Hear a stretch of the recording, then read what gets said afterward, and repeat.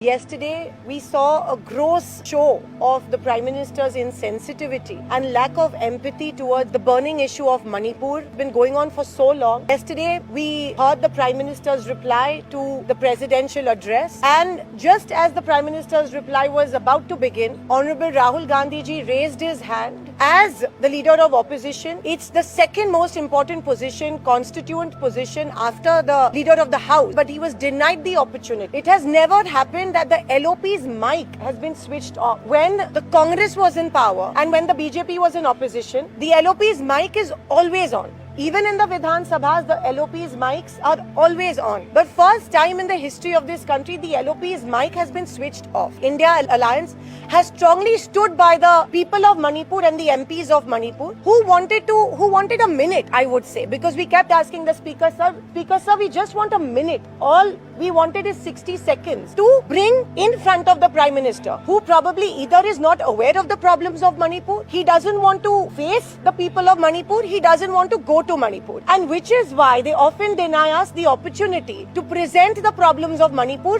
in Parliament. The Prime Minister does not belong to a particular party when he is representing the country. He belongs to the entire nation. The least we expect from him is sensitivity. LOP was not given the permission to speak. The Prime Minister didn't even mention Manipur in his speech.